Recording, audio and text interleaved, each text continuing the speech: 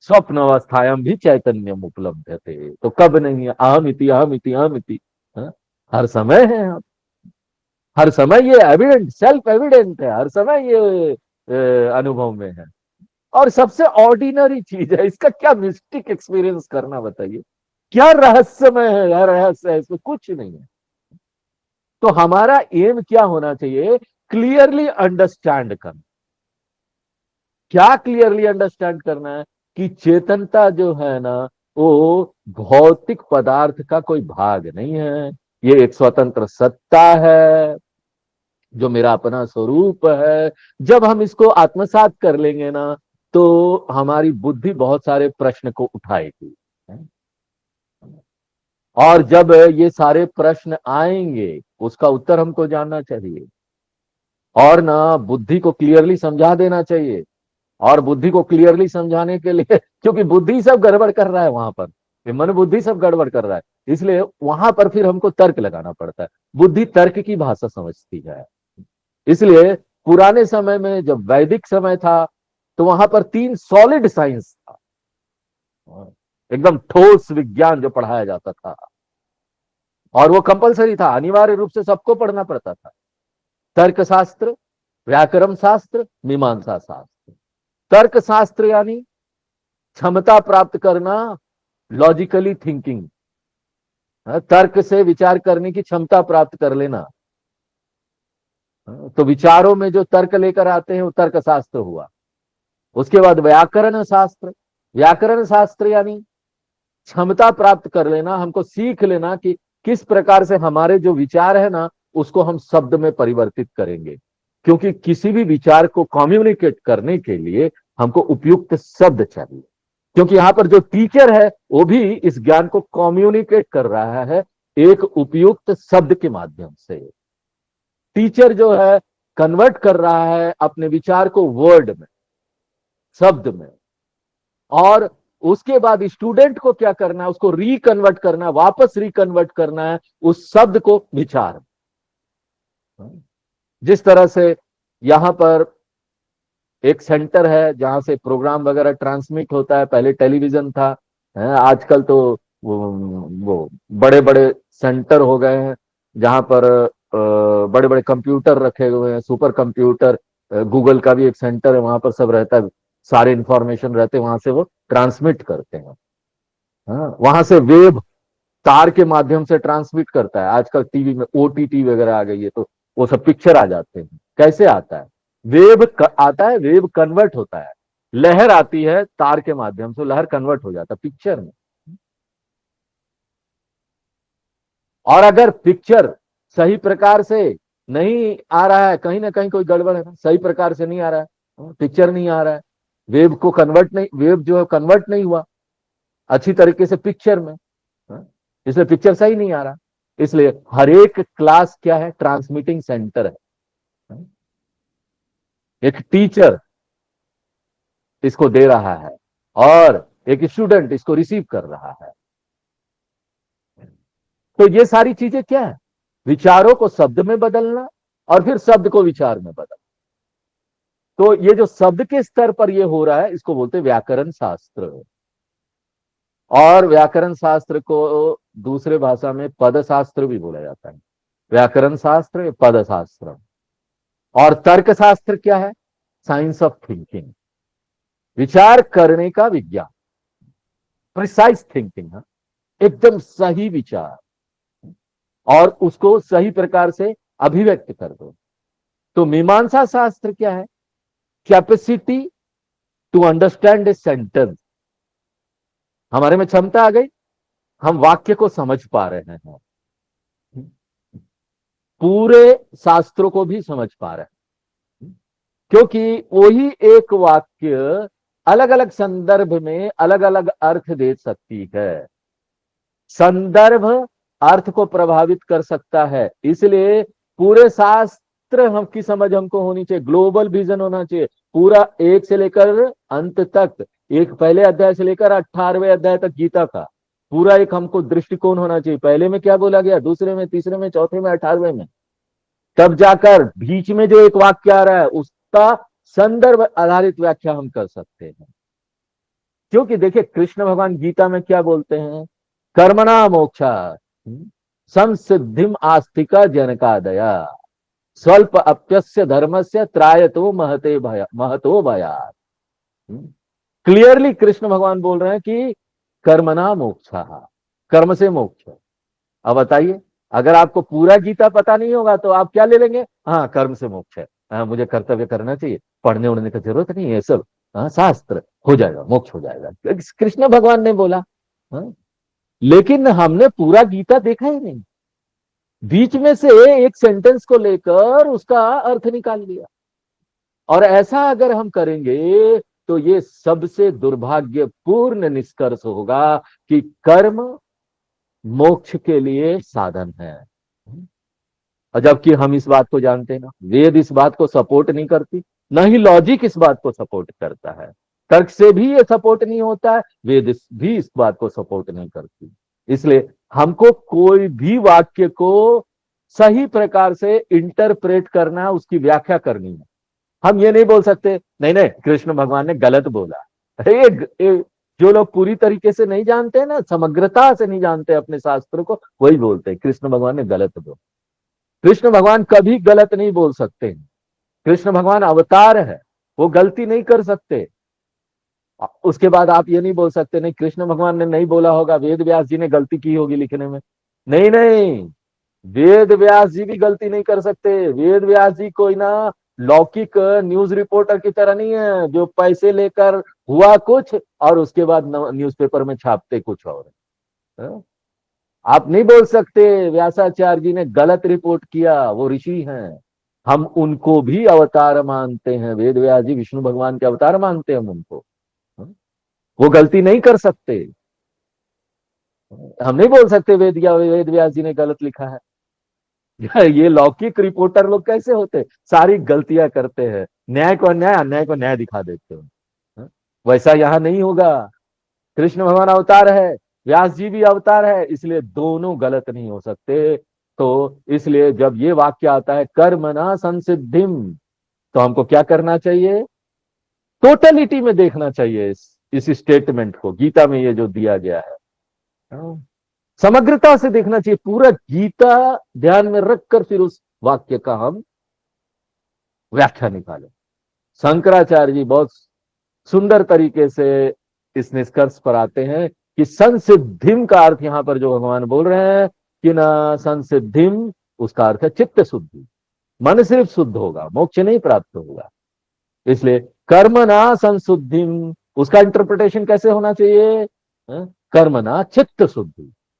वहां पर हम मोक्ष नहीं लेंगे, वहां पर अगर कृष्ण भगवान मोक्ष बोल रहे हैं तो उसका अर्थ क्या निकालेंगे कि वो चित्त शुद्धि। ये हम कहां से निकाल रहे हैं, वेदों का पूरा इंटरप्रिटेशन करने के बाद, पूरी गीता को समग्रता से देखने के बाद। तो ये जो कैपेसिटी हमको मिल जाती है व्याख्या करने की, अध्ययन करने के बाद कि क्या चले गया है, क्या हमने अभी तक अध्ययन कर लिया है, क्या फ्यूचर में आने वाला है, इसको ना षडलिंग विश्लेषण बोलते हैं, षडलिंग एनालिसिस। हम आपको बाद में इसका विस्तार बताएंगे, अभी आप सिर्फ नाम समझ लीजिए। षडलिंग इसको बोलते हैं।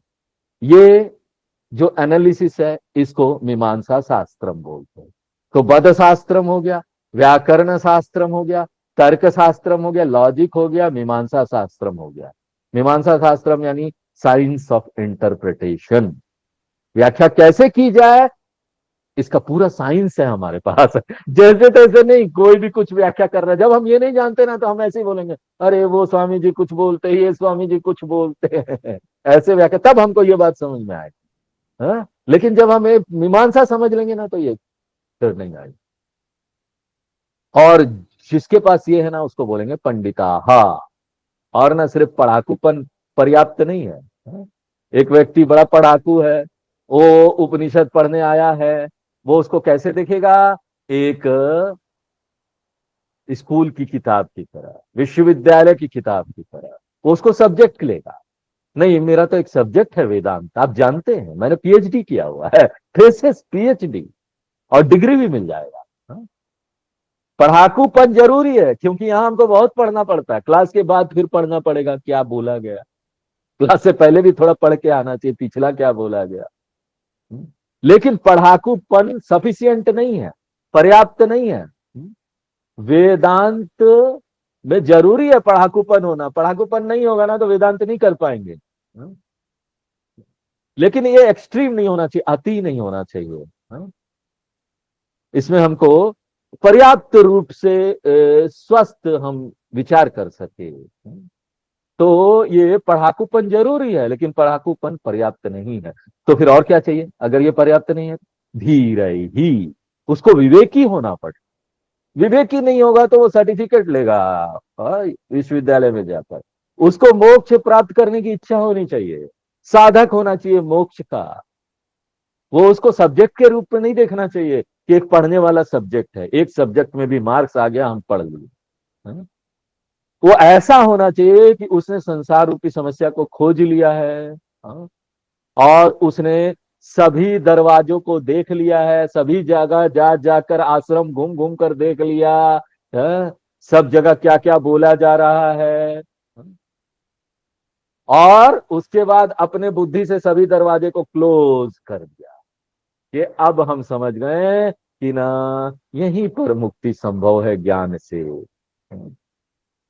ये हमने अर्जुन के केस में देखा, उसको युद्ध क्षेत्र में बहुत दुखी हो जाता है, वो बहुत शोक आता है, और इस दुख की परिस्थिति में अर्जुन ना, धनंजय धन का स्वामी था, वो धन भी उसकी सहायता नहीं करता।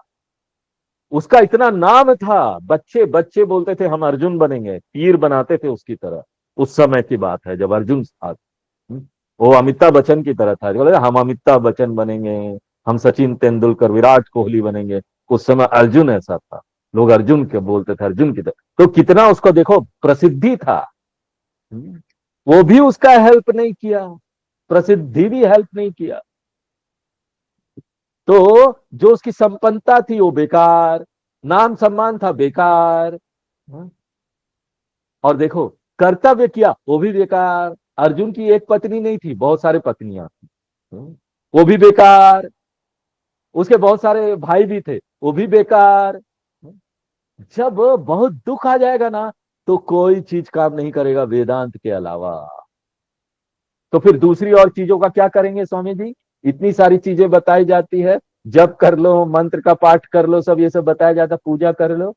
देखिए ये सारी चीजें ना आपको टेम्पररी रिलीफ दे, अस्थायी रूप से कुछ शांति आपको प्रदान कर दे। ये इसी प्रकार से है ना, जैसे हमको खांसी सर्दी हो जाती है ना, इतने सारे दवा हम लेके आते हैं, क्रोसिन ले आओ, ऑइंटमेंट ले आओ, सब लगाओ, खांसी सर्दी चले जाएगी। आपको पता है खांसी सर्दी में आप दवा लेंगे तो 7 दिन में चले जाएगी, और अगर आप दवा नहीं लेंगे तो वो 1 सप्ताह में चले जाएगी, चले ही जाएगी। तो वेदांत के अलावा जितनी भी हम यहाँ दवाएं लेंगे वो हमको टेम्पोररी रिलीफ देगी। मेडिकल की भाषा में पैलिएटिव्स बोलते हैं उसको, अस्थाई शांति हमको प्रदान कर देगी। हम बार बार उसके पास जाएंगे, एक बार मंत्र जाप किया, थोड़ा शांति मिल गई कुछ दिनों के लिए, 15-20 दिनों के लिए, फिर से स्वामी जी फिर से परिस्थिति आ गई, क्या करें, फिर से जाओ। जाते रहो मंदिर, तीर्थ यात्रा करते रहो।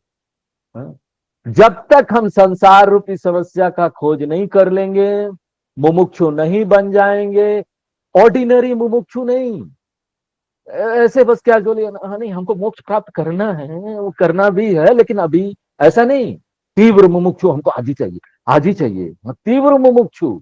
इसलिए शंकराचार्य जी बोलते धीर ही, धीर यानी विवेकी, जिसने ये समझ लिया है कि ना बाकी सारे जितने साधन है ना वो बेकार है, और जिसने ये बात को समझ लिया कि आत्मज्ञान महान है, यही एकमात्र समाधान है संसार रूपी बीमारी का। और अगर एक व्यक्ति बोलता है कि अभी तक हमने संसार रूपी समस्या का खोज नहीं किया है, इसलिए अभी हमको मोक्ष में कोई इंटरेस्ट नहीं है, कोई दिलचस्पी नहीं लगता, स्वामी जी बैठ नहीं पाते हैं, कुछ सुन नहीं पाते, बड़ा ड्राई ड्राई लगता है, सूखा सूखा, तो हम लोग गुस्सा नहीं होंगे उससे। हम लोग गुस्सा नहीं होंगे, क्यों? हम लोग बोलेंगे देखो, जाओ संसार में जाओ, शादी उदी करो, बच्चे उच्चे करो, हाँ, पोते पोतिया करो, नाते नातिया करो, जितना करना है करो, उसके बाद जब बहुत सारा झटका खा लो तब, हाँ तब हम यहाँ इंतजार करेंगे। I am waiting for you. अगर हम यहाँ नहीं भी होंगे, मर जाएंगे, तो दूसरा कोई गुरु होगा, दूसरा जनरेशन वाला, पीढ़ी वाला दूसरा कोई होगा, हाँ, दूसरा कोई शिष्य होगा। इस प्रकार से ये चलता रहेगा, रुकेगा नहीं। ये तो परंपरा है कोई व्यक्ति पर निर्भर तो है नहीं, ये तो परंपरा है। नेक्स्ट जनरेशन में कोई और आएगा। इसलिए मुमुक्षुत्व बहुत जरूरी है। पढ़ाकूपन होना चाहिए प्लस तीव्र मोक्ष इच्छा होना चाहिए।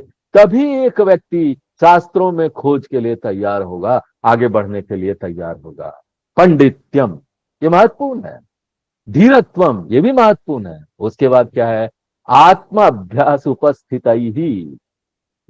एक व्यक्ति को डेडिकेट होना पड़ेगा, प्रतिबद्ध होना पड़ेगा आत्माभ्यास के लिए, सेल्फ इंक्वायरी के लिए। तो आत्मा अभ्यास जो है ना, एक ब्यूटीफुल शब्द है सेल्फ इंक्वायरी के लिए, आत्म खोज के लिए। अभ्यास यानी क्या अभ्यास करना है? इधर उधर का अभ्यास नहीं करना है। श्रवण मनन निधिध्यासन, वो भी डिफाइंड है। हाँ? तो कमिटेड रहना हमको, हाँ? मोक्ष के प्रति कि हमको मोक्ष प्राप्त करना है, हाँ? और उसके लिए एफर्ट लगाना है, मेहनत करना है, प्रयत्न करना है। 11 नंबर श्लोक पढ़ते हैं। चित्तस्य शुद्धये कर्मा चित्तस्य शुद्धये कर्मा न तु वस्तुपलब्धये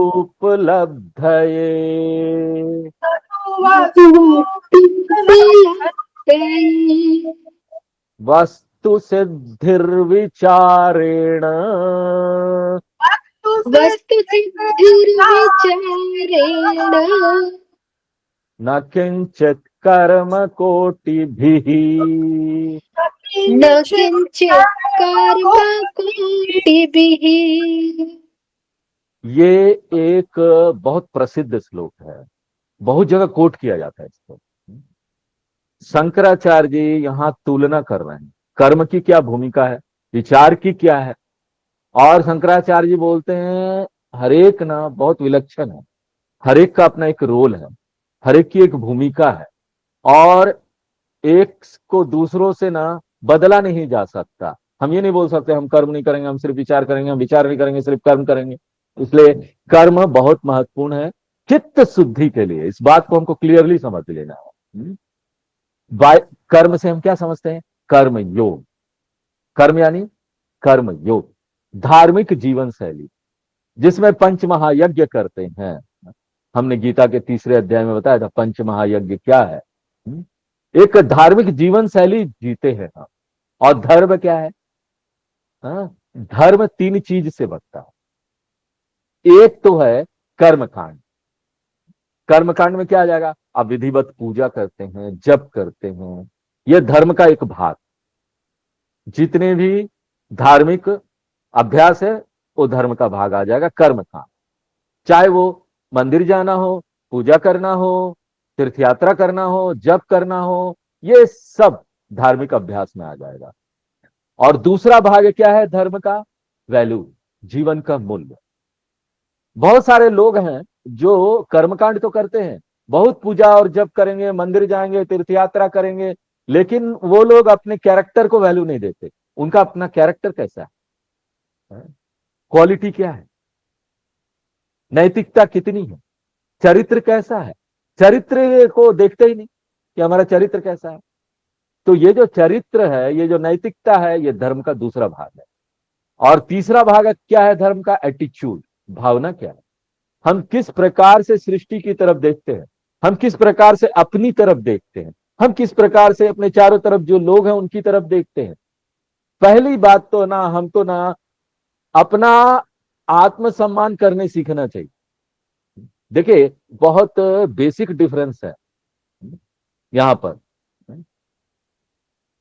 दूसरे लोग हैं, दूसरे धर्म के लोग हैं, वो क्या बोलते हैं सबको? अरे पापी, तुम सब लोग पापी हो। हाँ? तो come under the fold of, आप समझ जाएंगे, under the fold of the Christ, तब जाकर आप पाप से छुटकारा प्राप्त कर सकते हैं। और वो भी ये भी बोलते तुम यूजलेस हो, हाँ? बेकार हो, जब तक जुड़ नहीं जाते हो, जुड़ जाओ इसलिए। हाँ? और जो घर के दूसरे परिवार के सदस्य होंगे वो तो हमको कुछ समझते ही नहीं, वो बेकार आदमी है। हाँ? एक धर्म ही है हमारा जो हमारे पास आता है और बोलता है तुम दिव्य हो। ये सारे लोग तो आके बोल रहे तुम पापी हो। इसलिए ना हमको सेल्फ रेस्पेक्ट बनाना चाहिए। ये कोई अहंकार नहीं है, ये कोई घमंड नहीं है। हम बोलते हैं हम महान हैं किसी और चीज की वजह से नहीं, इसलिए कि वो भगवान मेरे अंदर है। मैं महान हूं, मैं ग्रेट हूं, क्योंकि मैं भगवान का भक्त हूं। मैं ग्रेट हूं, महान हूं, क्योंकि भगवान मेरे अंदर है। तो मैं छोटा क्यों देखूं कि मैं इतना छोटा हूं। इसलिए आत्मसम्मान होना चाहिए। अपने प्रति सम्मान की भावना लाइए। इस प्रकार से हमारा जो एटीट्यूड है, भावना है ब्रह्मांड के प्रति, ये दुनिया के प्रति, वो भी पवित्र होना चाहिए। उसी प्रकार से अपने माँ बाप के प्रति वो भी पवित्र होना चाहिए। तो ये तीसरा भाग है धर्म का। तीन भाग क्या हो गए? एक तो है धार्मिक अनुशासन, जो हम कर्मकांड करते, पूजा जप तीर्थ यात्रा सब कुछ। दूसरा है हमारा चरित्र। तीसरा है हमारी भावना क्या है दूसरों के प्रति। इसी को यहां पर कर्म बोला जा रहा है। चित्तस्य शुद्धये कर्म, कर्म इक्वल टू धर्म, धर्म इक्वल टू धार्मिक जीवन। धार्मिक जीवन यानी ये तीन चीज करना है। तो धार्मिक जीवन बहुत महत्वपूर्ण है। ये कुमकुम विभूति लगाने से शुरू होता है, ये कोई ऑर्डिनरी चीज नहीं है। कुछ लोग सोचते हैं अरे टीका उका लगाना बड़ा छोटा काम है, हाँ? हम लोग ना, हाँ? हमारे अंदर ही भगवान है, क्या टीका लगाना, हाँ? हम तो इन सब चीजों से परे निकल गए हैं, हाँ? राग द्वेष से परे निकल गए हैं, लेकिन है राग द्वेष के पुतले। तो ये जो छोटी छोटी चीज है ना, महत्वपूर्ण है। अपने यहाँ पर माथे पर ये तिलक लगाना, हाँ? ये हमको रिमाइंड कराता है कि हमारे अंदर वो भगवान है। इसलिए हम इसको दिव्य मान रहे हैं, आत्मसम्मान है मुझे, हाँ? इसलिए हम ये तिलक लगाते हैं, हाँ? ये हमारा और कोई चीज का सम्मान नहीं बता रहा, ये तो उसका रेस्पेक्ट कर रहा है जो हमारे अंदर है, जो हमारे अंदर भगवान है। लेकिन हम तो अपने आप को हिंदू बोलने में भी शर्म महसूस करते हैं, हाँ? टीका लगा के स्कूल तक नहीं जा सकते बच्चे। हाँ? दूसरे धर्म के लोग तो प्राउड फील करते हैं, गर्व करते हैं, उनका जो चिन्ह है वो धारण करते हैं, क्रॉस को धारण करेंगे, बाकी चीज को धारण करेंगे। मुसलमान टोपी धारण करेगा, जाएगा हर जगह, उसका ड्रेस भी वैसा ही होगा। अरे हम ही को खराब लगता है क्या? हा? हम ट्रेन में भी देखेंगे, कहीं चले जाओ, मुसलमान लोग होते हैं दूसरे लोगों को हटा देंगे, नमाज पढ़ना है, हा? 5 वक्त का नमाज है तो उनको पढ़ना है। और हमको ना खाना खाने से पहले जल, एक बार ट्रेन में जब भोजन आता है जल, वो भी शर्म आता करने में, ब्रह्मार्पणम ब्रह्महवि ओम ईश्वरार्पणम अस्तु। नहीं, दूसरे लोग देख रहे हैं क्या बोलेंगे, इंफीरियरिटी कॉम्प्लेक्स आती, हीन भावना आती है। और हम ना इस बात को ये बोलते हुए कंपनसेट कर लेते हैं, अपने आप को समझा लेते हैं, नहीं नहीं हम लोग ना ये कर्म कांड वगैरह से ना बियॉन्ड है, उनसे परे है। ये बाहर का जो प्रैक्टिस है ना, कुछ महत्व नहीं लगता। एनीवे हम इसमें नहीं जाना चाहते इन सब चीजों में। अभी हम लोग यहाँ पर ये दूसरी चीज देख रहे हैं। तो जो कर्म है वो क्या होता है? कर्म हमारे जीवन में चित्त शुद्धि के लिए है? और साथ साथ क्या बोल रहे हैं? न तो वस्तु उपलब्ध है। ये धार्मिक जीवन शैली ना हमको आत्मज्ञान नहीं दे सकती। हम सोचेंगे ये तीनों करके हम हो गया, मोक्ष प्राप्त कर लेंगे, नहीं। धार्मिक जीवन, रिलीजियस लाइफ हमको आत्मज्ञान नहीं दे सकता। ये हमको शुद्ध से शुद्ध बना सकता है, हमको विनम्र बना सकता है, हमको अच्छा व्यक्ति बना सकता है, हमारे अहंकार को छोटा कर सकता है, पतला कर सकता है। अभी हमारा अहंकार मोटा है और बहुत कठोर है, लोहे की तरह। इसलिए आत्मज्ञान एक छुरी है, एक सेंसिटिव छुरी है, बड़ा पतला सा, वो इसको काट नहीं पाएगा। क्योंकि बड़ा मोटा है ये अहंकार। इसलिए हमको पहले ना इसको पतला करना पड़ेगा, धार्मिक जीवन जी कर। अपने ईगो को, अहंकार को छोटा पतला सूता बनाना पड़ेगा, तब जाकर ना वो क्या है, चाकू या छुरी या कैंची, उसको काट दो। धार्मिक जीवन जीते हुए भी थोड़ा बहुत अहंकार वो बच जाता, वो परेशान करते रहेगी, जितना भी धार्मिक जीवन जी लीजिए। अगर उसको जाना है तो हमको आत्मज्ञान रूपी सूक्ष्म सूरी चाहिए, जो इसको काट दे। इसलिए बोलते हैं ये धार्मिक जीवन है ना, न तो वस्तु उपलब्ध है। वस्तु का यहाँ अर्थ है सत्य, रियलिटी। ये संस्कृत का धातु है वस, उसमें से आया। वस यानी एग्जिस्ट करना, जिसकी सत्ता है, जो सर्वदा अस्ति इति वस्तु। त्रिकाले अपि तिष्ठति, जो तीनों काल में है, वो सत वस्तु है। बाकी कोई वस्तु वस्तु नहीं है वेदांत को। वैसे अगर लौकिक दृष्टि से देखें तो ये लैपटॉप, ये टेबल, ये सब को हम वस्तु बोलते हैं, लेकिन यहाँ इस संदर्भ में हमको वस्तु का अर्थ क्या लेना है, सत्य, रियलिटी। दूसरे संदर्भ में वस्तु वस्तु हो सकता है, लेकिन इस संदर्भ में वस्तु, वेदांत में वस्तु एक ही चीज है, जो ब्रह्म है। इसलिए वस्तु इक्वल टू ब्रह्म, आत्मा। उपलब्धि यानी उपलब्ध कर लेना। वस्तु उपलब्ध के लिए नहीं है ये सारे कर्म, ब्रह्म प्राप्ति के लिए नहीं है, आत्मा प्राप्ति के लिए नहीं है, ज्ञान प्राप्ति के लिए नहीं है। ना तू, इससे संभव नहीं हो सकता, नेवर पॉसिबल। एकमात्र धार्मिक जीवन शैली ये हमको नहीं दे सकती। तो फिर हमको क्या करना चाहिए, गो बियॉन्ड रिलीजियन, धर्म से आगे बढ़िए। वस्तु सिद्धि विचारे न ब्रह्म प्राप्ति, ज्ञान प्राप्ति विचार से ही हो सकता है। शास्त्र विचार, वेदांत का श्रवण मनन निधिध्यासन, दर्शन का ज्ञान प्राप्त करना पड़ेगा हमको। वही एकमात्र सहारा है, वही एकमात्र साधन है वस्तु सिद्धि का। वस्तु सिद्धि यानी वस्तु उपलब्धि। और मान लीजिए हम बोलते हैं हम अभी विचार नहीं करना चाहते, विचार पसंद नहीं आता, बहुत ड्राई ड्राई लगता है, बैठ के पढ़ते रहो एक एक घंटा, और उसके बाद फिर नोट्स भी बनाओ, और उसके बाद उसके ऊपर और विचार करो। मैं तो स्वामी जी बहुत भावनात्मक व्यक्ति हूँ, बहुत भावना आता है मेरे में। I am a nice emotional person. मैं पूजा करने मुझे बहुत अच्छा लगता है, मैं पूजा बढ़ा देता हूं, आप मुझे वो दे दीजिए ना, मैं पूजा बढ़ा दूंगा। भाई साहब, पूजा विचार के बदले नहीं हो सकता है, उसका रिप्लेसमेंट नहीं है।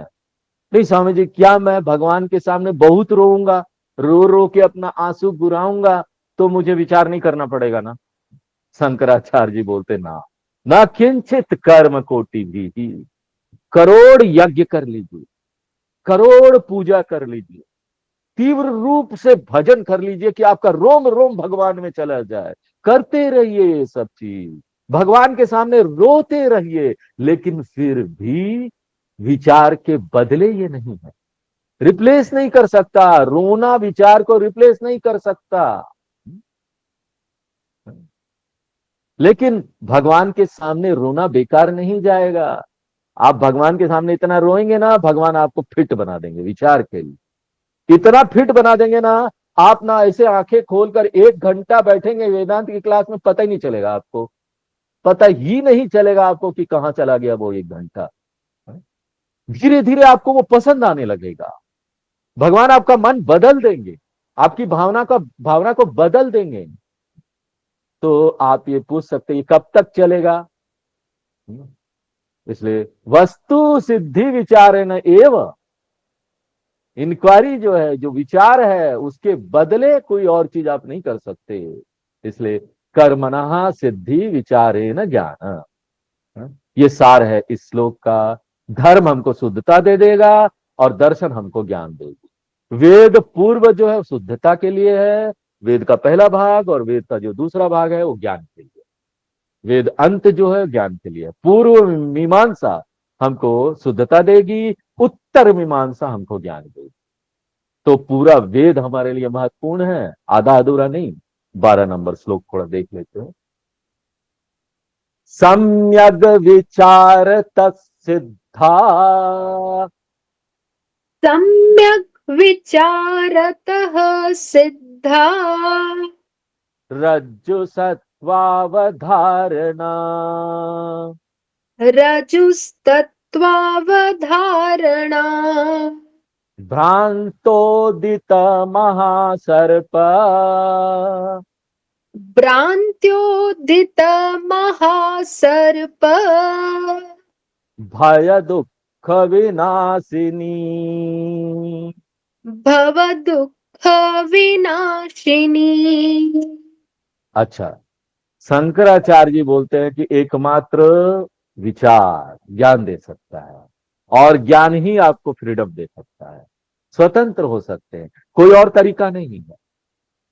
तो जब शंकराचार्य जी ये बात बोलते हैं ना, तो दूसरे लोग सोचते हैं अरे ये तो बड़ी छोटी बुद्धि वाला बात है, ये तो बड़ा ये कट्टर हो गए हम लोग, कट्टर वेदांती हैं? यही सोच है, ज्यादातर लोग ऐसा सोचते हैं। ज्यादातर लोगों की सोच क्या है कि हम सभी धर्म को स्वीकार करें, सभी धर्म जो बोलती है उसको स्वीकार कर ले, हमारा हृदय बहुत बड़ा होना चाहिए। हाँ? हमको कैथोलिक नहीं होना चाहिए अपने एटीट्यूड में। कैथोलिक लोग ना, क्रिश्चियन में एक पंथ है, वो लोग बड़े कट्टर होते हैं। तो हम लोग को उनके जैसा नहीं होना चाहिए, हमको सभी का जो सिद्धांत है उसको स्वीकार करना चाहिए। हाँ? हाँ? एक हम स्कूल में गए थे, तो वहां की प्रिंसिपल हमारा ड्रेस टीका देख के बोल रही थी कि हाँ हमारा धर्म भी, वो हिंदू है, हमारा धर्म भी बहुत अच्छा है, सब करना चाहिए, लेकिन यहाँ पर हर तरीके के बच्चे आते हैं, हम लोग तो बोलते हैं सब धर्म समान है, सबको मानो। ये क्या गलत चीज आप सिखा रहे हो बच्चों को स्कूल में भैया? हाँ? नहीं नहीं, हमारा हृदय बड़ा होना चाहिए बहुत, सब स्वीकार कर लो, सबका थ्योरी स्वीकार कर लो। अगर सबका थ्योरी थ्योरी स्वीकार करेंगे, सबका सिद्धांत स्वीकार करेंगे, तो क्या अर्थ हुआ कि सभी, क्या अर्थ हुआ कि धर्म भी हमको मोक्ष दे देगा, और जितने भी मार्ग है वो हमको मोक्ष प्रदान कर देगा। कर्म योग हमको मोक्ष दे देगी, भक्ति योग मोक्ष दे देगी, ज्ञान योग भी मोक्ष दे देगा, राज योग भी मोक्ष दे देगा, हठ योग भी मोक्ष दे देगा, कुंडलनी भी मोक्ष दे देगी, आनंद योग भी मोक्ष दे देगा। आपको ये बोलना पड़ेगा। अगर आप ये नहीं बोलेंगे ना, तो people will say what you know, narrow minded person. ये बड़ा संकुचित दृष्टि का व्यक्ति है, देखो कितना कट्टर है। शंकराचार्य जी बड़े कट्टर थे, बोलते हैं ज्ञान से ही मुक्ति हो सकती, ज्ञान से ही होगा। ये तो फैनाटिसिज्म है।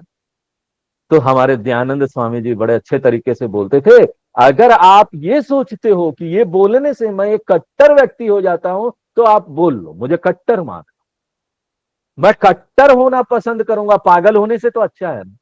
हाँ? पागल होने से तो अच्छा कट्टर होना है ना।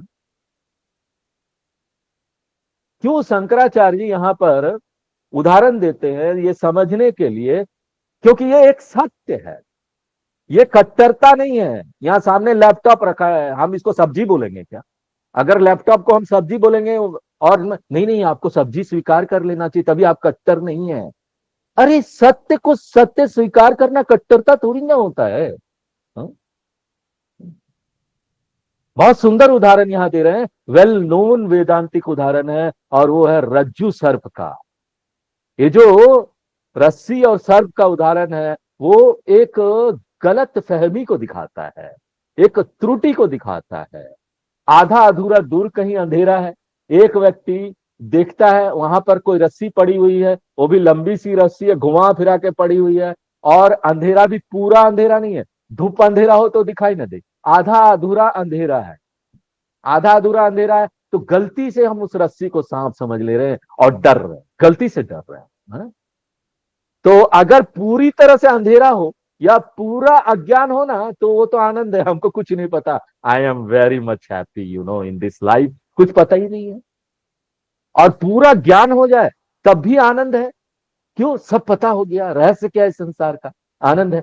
तो पूरा ज्ञान नहीं है, पूरा अज्ञान है तो भी अच्छा है, पूरा यहां पर ज्ञान है तो भी अच्छा है। बीच में आधा अधूरा होता है ना, थोड़ा ज्ञान है, थोड़ा मोड़ा अंधेरा है, शाम का समय थोड़ा लाइट भी है, तो वो जो रस्सी है ना, वो सर्प दिखाई देगा, वो कुछ और देख रहा है। और कुछ दिनों से ये बेचारा सांप के बारे में पढ़ भी रहा था, इधर उधर सांप दिखाई भी दे गया था उसको, तो मन में पूरा सांप सांप है, और मन में सांप है, वो इसको देखता है। हाँ हाँ, और वहां पर कुछ देखता है, उसको कुछ सामान्य, थोड़ा सा उजाला था तो सामान्य ज्ञान हो जाता है, सामान्य ज्ञान होता है, विशेष ज्ञान नहीं होता कि क्या है वो। हाँ, थोड़ा थोड़ा इधर उधर ज्ञान होता है। हाँ, वो सामान्य ज्ञान की वो कारण वो क्या बोलता है, अरे देखो, हाँ, अपना फिर निष्कर्ष निकालता है। जब आपको सामान्य ज्ञान हो तो अपना निष्कर्ष निकलेगा, अपना निष्कर्ष निकालते क्या है, सांप है। जनरल नॉलेज है कि वहां कुछ है, लेकिन स्पेसिफिक नॉलेज, जनरल नॉलेज है कि वहां रस्सी है, नहीं, स्पेसिफिक नॉलेज नहीं है कि वहां रस्सी है। जनरल नॉलेज कुछ तो है जो लंबा लंबा है, पतला पतला है, ऐसा घुमा हुआ है ना, 3 फीट का है। और मेरा जो मन है वो भी सांप सांप सांप, कुछ दिनों से यहाँ पर एनिमल प्लैनेट में भी सांप वाला प्रोग्राम देख रहे थे, नेशनल ज्योग्राफी में भी, तो खाली सांप सांप हो गया मेरा मन, तो चारों तरफ सांप सांप दिख रहा है। हाँ? और ये त्रुटि के कारण ये सर्प का जन्म होता है। रस्सी को रस्सी नहीं समझने के कारण, सामान्य ज्ञान का अभाव नहीं है, सामान्य ज्ञान है, तभी तो त्रुटि गलती होती है। अगर कुछ ज्ञान ही नहीं होता तो गलती क्या होती, जानते ही नहीं वहां कुछ है।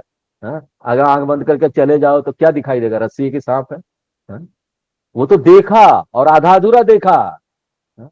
इसलिए विशेष ज्ञान का अभाव, सामान्य ज्ञान का नहीं, विशेष ज्ञान के अभाव के कारण सर्प पैदा हुआ। और एक बार सर्प पैदा हुआ तो क्या इमोशन आएगा, बहुत ज्यादा साहसी व्यक्ति भी सांप से डर जाता है, बहुत ज्यादा करेजियस व्यक्ति होगा ना, वो भी ये बोलेगा सांप बाबा रे, बहुत बहुत डरेगा। शंकराचार्य जी कहीं बोलते हैं भयम कंपनम बोलते हैं, यहां नहीं बताया, लेकिन कहीं और बोलते कंपनम, कंपनम यानी थरथरा जाएगा। हाँ?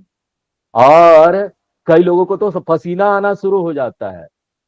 तो यहां पर क्या सिचुएशन है, अज्ञान, अज्ञान जन्य सर्प, सर्प जन्य भयम, अज्ञान से सांप का जन्म हुआ और सांप से भय पैदा हो गया। यही सिचुएशन है हमारा संसार में, जो हमको डर भय लगता है ना, यही सिचुएशन है। और शंकराचार्य जी बोलते बताओ इसको दूर करने का कितना तरीका है। हाँ, ये जो अभी प्रेजेंट प्रॉब्लम आई है सांप वाला, उसको दूर करने का कितना तरीका है, ये भय को कैसे दूर करे। भय कोई अच्छा इमोशन तो है नहीं, अच्छी भावना तो है नहीं, डर लगता है हमको, हमको नहीं चाहिए। किसी को भय चाहिए क्या, किसी को नहीं चाहिए, कोई नहीं रखना चाहता भय को। हटाना चाहते सांप जाना चाहिए, सांप जाना चाहिए। सांप जाने के लिए हमको क्या करना पड़ेगा, मान लीजिए आप सपेरे को बुलाएंगे, सपेरा जी आइए सांप है। हाँ? ये सपेरे लोग स्पेशलिस्ट होते हैं, वो लोग बीन बजाएंगे और सांप को मोहित करके ले आएंगे। तो यहां पर भी हम क्या करेंगे, नहीं नहीं, गरुड़ मंत्र का पाठ करो, ललिता शास्त्र नाम का जाप करो, ये सर्प चला जाएगा। और ये अज्ञान जाएगा तभी तो सब सांप जाएगा। ये सब करने से क्या होगा, किसी सांप वाले को बुलाओ, वो मार देगा, पीटेगा, अरे कुछ होने वाला, वो तो रस्सी है। हमको तो सिर्फ जानना है बस, भय का नाश हो जाएगा जानने से ही हो जाएगा, क्योंकि वहां एक्चुअली में कोई सांप है ही नहीं। और भय का नाश कैसे होगा, यहाँ ज्ञान से होगा, क्योंकि अज्ञान के कारण सांप दिख रहा है। और अगर हम ऐसा बोलते हैं तो क्या हम कट्टरवादी व्यक्ति, अरे अगर हम ऐसा बोल रहे हैं तो हमारी समझ ठीक है, हम विवेकी व्यक्ति है, कट्टर नहीं है। नहीं नहीं, लोग हमको कट्टर ना बोले, हमको डर लगता है स्वामी जी, लोग ना कट्टर बोलेंगे, इसलिए हम सबका दर्शन स्वीकार करते, हम सांप को मारेंगे जाकर, सपेरे को बुलाएंगे, वो बीन बजाएगा, गरुड़ मंत्र का चैंटिंग करेंगे। अगर वो सारा तरीका को हम स्वीकार कर लेते हैं तो फिर ना हम कैथोलिक नहीं है, हम कट्टर व्यक्ति नहीं है, हम सभी को स्वीकार करते, कितना बड़ा हृदय है हमारा, हम सभी को स्वीकार कर रहे हैं। देखिए, सबको स्वीकार करना अच्छी बात है, हम कर सकते हैं, लेकिन कोई जरूरी नहीं ना कि हम उनके थ्योरी को भी स्वीकार करें। एक मुसलमान आपके यहाँ आता है, क्रिश्चियन आपके यहाँ आता है, खूब सत्कार कीजिए, पानी पिलाइए उसको, खाना खिलाइए, आश्रम है, सबका सत्कार कीजिए। लेकिन वो अगर बोलेगा पत्थर मारना है और दूसरे धर्म को हम स्वीकार नहीं करते, सीधे उसके मुंह में बोलिए ये तो तुम लोग गलत करते हो, तुम्हारा धर्म ही गलत। हम तुमको स्वीकार करते हैं, पानी भी पियो जरा, तो सब दया है तुम्हारे प्रति। लेकिन तुम्हारे थ्योरी को हम स्वीकार नहीं करते, ये जो तुम लोग सोचते हो स्वीकार नहीं है हमको। हमारा सनातन ऐसे नहीं बोलता भैया। हाँ? इसलिए कंफ्यूज कभी मत होइए लोगों को स्वीकार करने में और उसका विचार को स्वीकार, ये दोनों अलग चीज। हम लोगों को स्वीकार कर सकते हैं, विचार को स्वीकार किए बिना। उसका जो सिस्टम है हम क्यों स्वीकार करें? ना? हम सबको प्यार कर सकते हैं, सबको अच्छा, हाँ बहुत अच्छा, हाँ सबको एक भगवान की तरह देख सकते हैं। हाँ, हाँ। लेकिन इसीलिए कि हम सबसे प्यार करते हैं, हाँ, और क्रिश्चियन ये बोल रहा है कि स्वर्ग जाने से मुक्ति मिल जाएगी, वो हम उसको भी स्वीकार कर ले, हम ये भी स्वीकार कर ले कि हम पापी है, ये हम स्वीकार नहीं कर सकते। वेद स्पष्ट रूप से बोलते हैं अमृतस्य पुत्र, हम लोग अमृत के पुत्र हैं, हम लोग अमृत के पुत्र हैं, नित्य शुद्ध बुद्ध मुक्त स्वभाव है हमारा। ये जो पाप आए तो ऊपर ऊपर है, ऊपरी सतह है। हमारा जो आंतरिक स्वभाव है तो दिव्य है। इसलिए हम क्रिश्चियन की बात को स्वीकार नहीं कर सकते, लेकिन इसका ये अर्थ नहीं है ना कि हम उसको प्यार भी नहीं कर सकते। प्यार हम कर सकते, लेकिन हम एक ही घर में कई अलग अलग विचार वाले लोग होते हैं। माँ का विचार अलग है, पिताजी का विचार अलग है, भाई बहन का विचार अलग है, तो क्या हम प्यार नहीं करते उनसे? करते हैं, लेकिन हम सीधे बोलते ना हमको तुम्हारा विचार स्वीकार नहीं है, सही नहीं है ना।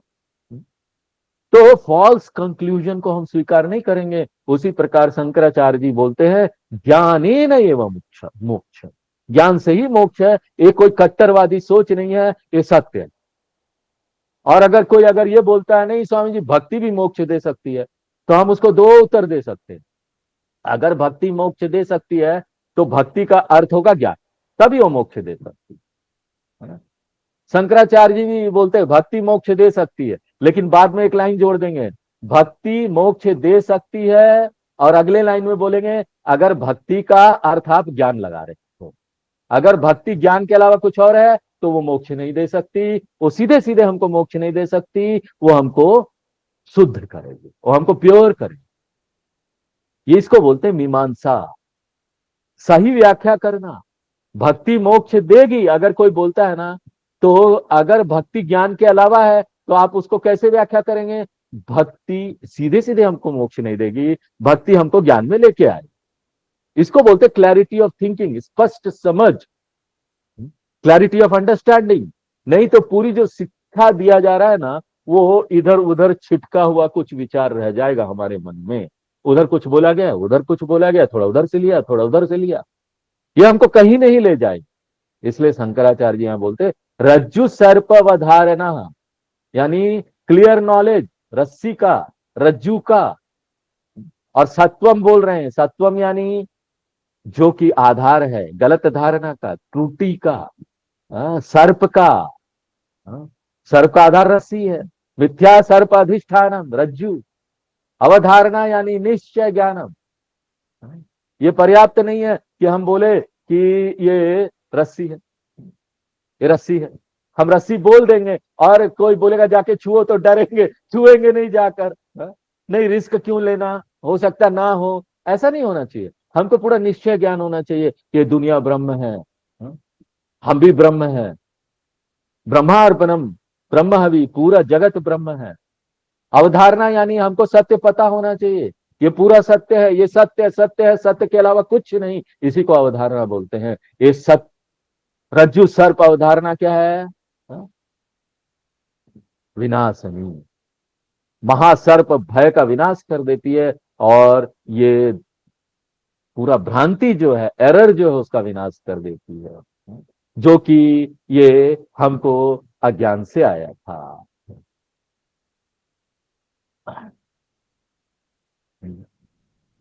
चलिए आज यहीं पर विराम देते हैं, आगे नेक्स्ट क्लास में देखेंगे। आज थोड़ा सा ज्यादा समय हमने ले लिया है। थोड़ा सा बताते समय कुछ ऐसी बातें होती है, बताना जरूरी होता है, तो थोड़ा ज्यादा हो गया। ओम पूर्णमदः पूर्णमिदं पूर्णात् पूर्णमुदच्यते पूर्णस्य पूर्णमादाय पूर्णमेवावशिष्यते। ओम शांति शांति शांति। हरि ओम।